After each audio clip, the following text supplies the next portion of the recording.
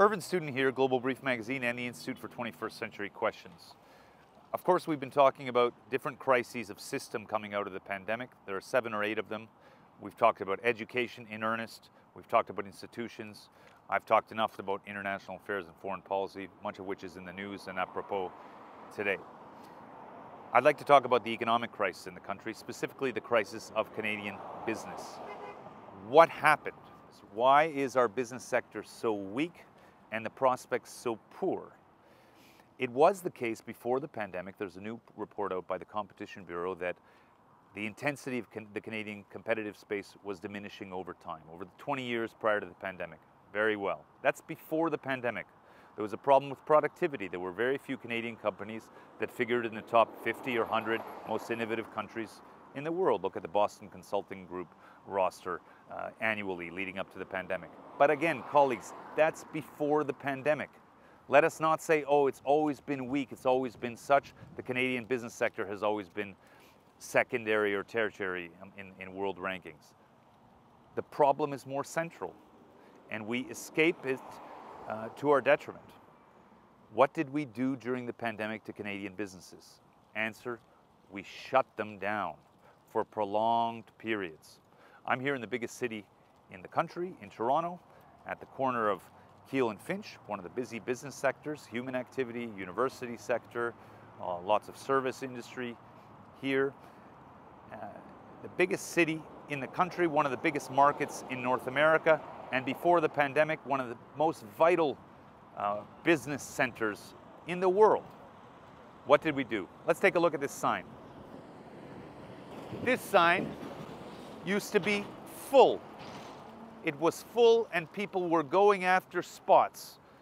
All across the city, you would be hard-pressed to find any vacancies before the pandemic. It was a vital market. We shut the businesses down, they disappeared. And they disappeared en permanence. They did not return, colleagues, when we reopened the economy. Because when you close a business for months on end, the liquidity dries out, the supply chain dries out, the clientele moves elsewhere, the physical buildings, thermodynamics oblige, disintegrate, and life moves on. But the business disappears. How long did those businesses take to develop, to build? Answer, decades. It took decades of toil and treasure and human innovativeness and human sacrifice to build these businesses, which are not just economic enterprise, they're social enterprise, they're community enterprises, they're functions of identity. They disintegrated over the course of a year or two of closures, and they never returned. They will never return.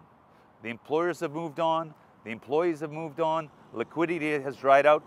Now we're in an inflationary crisis. Very well. Because we're episodic in our thinking in Canada, we imagine that the inflationary crisis, the inflation crisis, cost of living, is the crisis.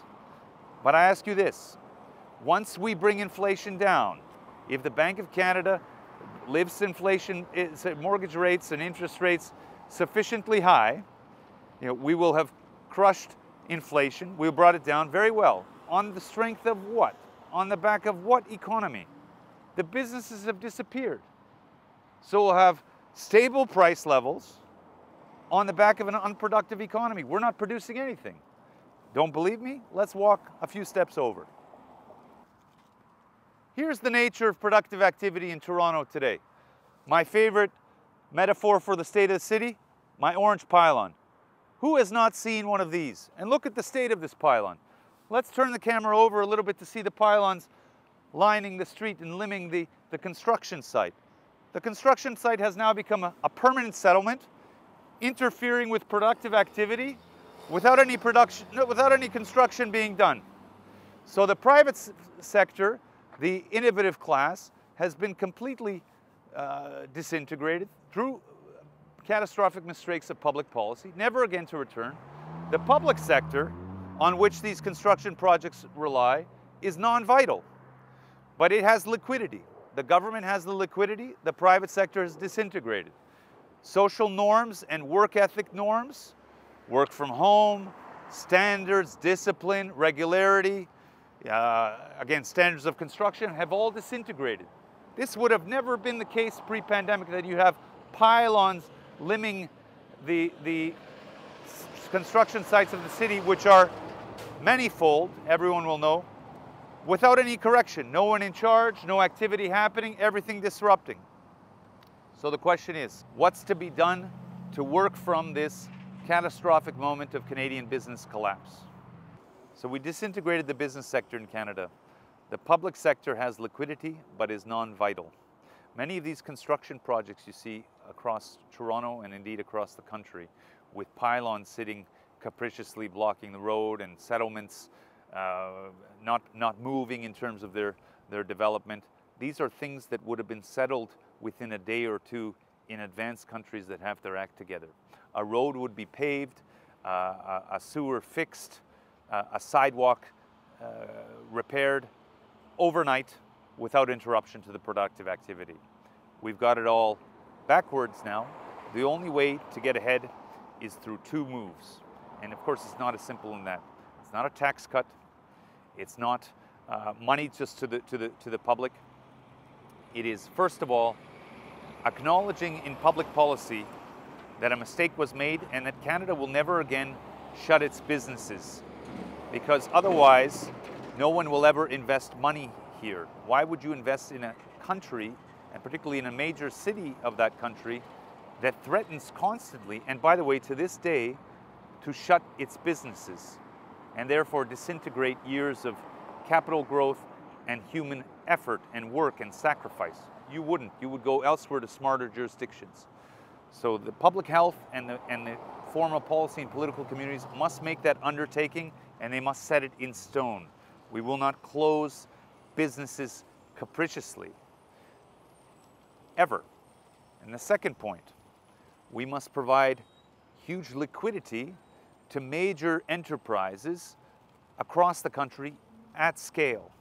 It's not a little loan to this company here, a little loan to that entrepreneur that we then call back and then audit.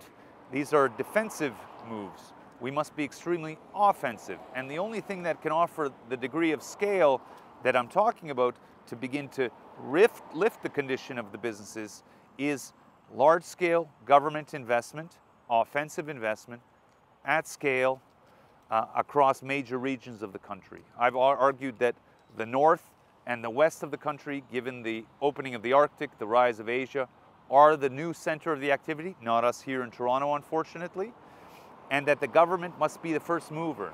The government has the liquidity, it disintegrated the businesses will rely on that liquidity with the promise never to close the businesses in order to move ahead. Otherwise, we're in a circle of the government giving money, the productive class having increasingly less money, paying taxes, and squeezing, the public sector grows, the quality of life diminishing with every day in the biggest centers of the city.